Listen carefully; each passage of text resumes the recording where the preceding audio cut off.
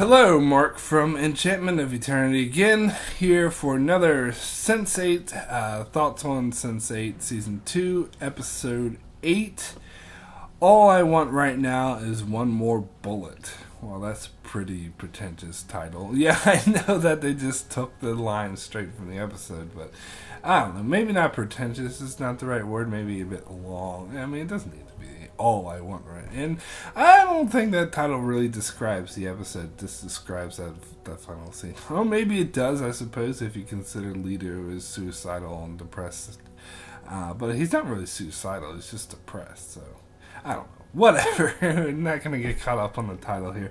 I wasn't as big of a fan of this episode. I found it a bit of a letdown after the last episode. Because it's... I mean, Riley's storyline it was so intense and it kind of just petered. I mean, maybe it'll get exciting again. We'll have to see. But, yeah, I mean, it was kind of interesting seeing Leto sort of mope around and be depressed. Again, I'm still gonna insist that his storyline is getting a bit repetitive. I mean, I understand that it's reflective of real life discrimination that homosexuals face, but this is a story. This is a TV show. You need to keep the story interesting. You can still be reflective of real life and make commentary on this important cause while telling an interesting story, which is what you need to do. And I don't think they're doing it at the moment. So yeah, but I did kind of like the scene though when he was showing up to all the other different Sense8s because he was depressed. I guess he wanted attention or whatever, and I did like the scene where he's with Sun, and when he said, "Oh, you don't know how it feels to lose everything," I'm like, "You pompous ass!" Like, if I were her, I would have hit him. I mean, her freaking brother killed her father and framed her for the murder, and wants to kill her now. And she was like rich, like a billionaire before, and she doesn't know what it's like to lose everything.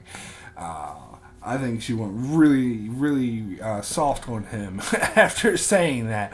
But it was cool that she did sort of explain it calmly to him.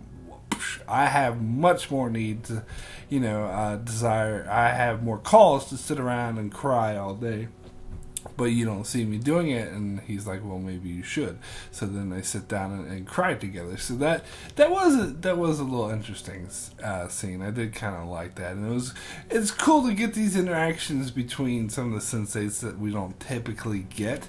And I think Sun in particular doesn't really interact that much with the others. It seems more of they're always, everyone comes to her aid when she needs it, but we don't get that much sort of one-on-one time with her just talking to someone, whereas like we have other pairings like Wolfgang, Kala, and Will and Riley, who often like talk to each other, so it's interesting to get the oddballs that don't talk as much. Especially, I don't think we've seen Leto talk to Sun that much, so that was interesting. Yeah, and what else happened in this episode? I think of course, it's another episode where it's sort of it's kind of dull throughout, and then it has a really exciting ending. And this episode, more than others, sort of made me think, because the premise of this show is so similar to Cloud Atlas. I mean, people who bring up The Matrix, I think, are really stretching it. They just love The Matrix, and they want to have an excuse to make a comparison to it. I'm sure if you try really hard, you can find comparisons. But Cloud Atlas, the comparisons there just punch you in the face. Like, this is just so much. And this episode in particular reminded me of that how it's all these different, because the whole idea of Cloud Atlas, you had 6 stories going at the same time, they edited it together to make it flow. And one of the reasons why I love that movie so much is because I thought they pulled it off perfectly. I totally disagree. Everyone says, oh, it was ambitious, but they failed. I totally disagree. I don't think they failed. I think it's impressive what they pulled off. But this episode, I think, did fail. I think it was trying, and it does make me, sort of, apply to the season overall. I mean, not the entire season failed at doing this, but every here and there, every once in a while, in this episode in particular, I felt the different themes and the different storylines clashed.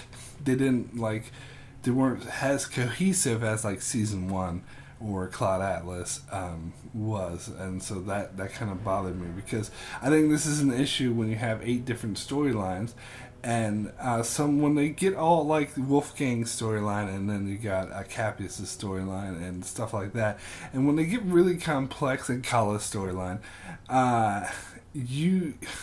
they get too complex, they sort of bog down the whole and they don't contribute. Like Riley's storyline and Will's storyline, like that is the main storyline. Like that's what I want them to keep getting back to, because that's driving the story, where some of these other storylines like Kala or Cappius does seem like it's bogging things down, like it's extra, like it's unneeded.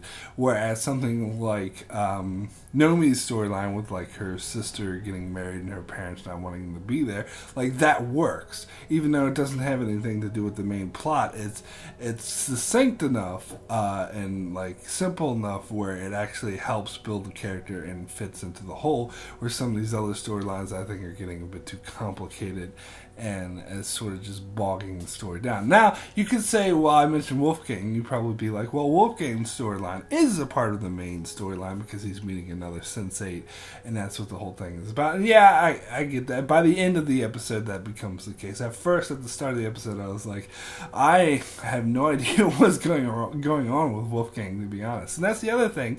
A lot of people said Cloud Atlas was too confusing because there's too many things going on at once. I didn't find it that way. I was able to follow it. But I'm actually feeling that way about Sense8 now, that it's getting too confusing with the too many storylines going, and it's not making as much sense. And so some of them I'm not able to follow as well, like the Wolfgang. Like I would have to go back and watch season 1 again and watch the episodes of season 2 again, and then be like, oh, okay, this is what's going on with Wolfgang. But it's hard watching it. Like if you don't binge watch the entire thing in one day, it's hard to remember what happened with so many different storylines, and some of them might get lost. And I think with Wolfgang, it's like I don't understand what's going on with the gangs and whatever, and they want to take over Berlin. But by the end of the episode, they made it clear that other Sense8 chick wanted to take over Berlin for the Sense8. So I don't even know what that means. That sounds a bit hokey to me. But whatever. I suppose like she means like run the thing, like become the big head gangsters in charge of everything or whatever. I don't know. That's what I take it to mean. But of course Wolfgang wasn't down with that, so we get a Sense8 on Sense8 fight. And it was kind of cool the way they did that with all the different, like you had the 7 people in the cluster against the 7 people in her cluster, and that was kind of cool, the way that they filmed that. But this whole scene had like a really like action, like over the top, unrealistic action movie feel to it. Like the way the waiter started pulling guns, and they were in a fancy restaurant. Like, it felt a bit absurd that everyone started pulling guns. I thought it was just those 4 people that Nomi pinged, but now like the waiter in this fancy restaurant pulled a gun from the. I mean, that's the kind of thing you expect to see in a Jean-Claude Van Damme movie, or other sort of. Who's that other British guy who does the transporter?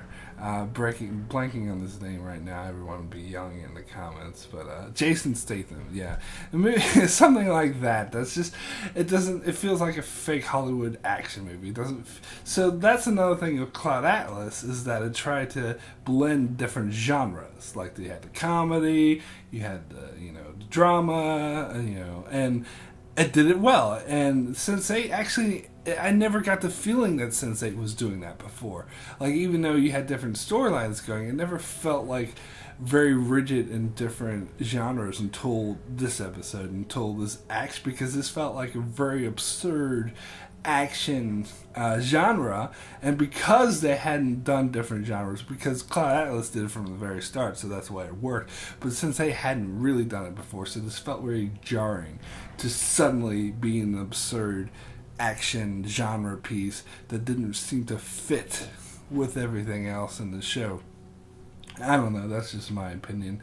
I I didn't hate this episode, but it's not my favorite. I'm almost towards the end now. We got 3 episodes left. So I'm a bit doubting if the season can redeem itself by then, but I really liked the last episode, so maybe so. We'll see. Anyway, that's my thoughts on episode 8. Be sure to join me back for the next one. Thanks for watching.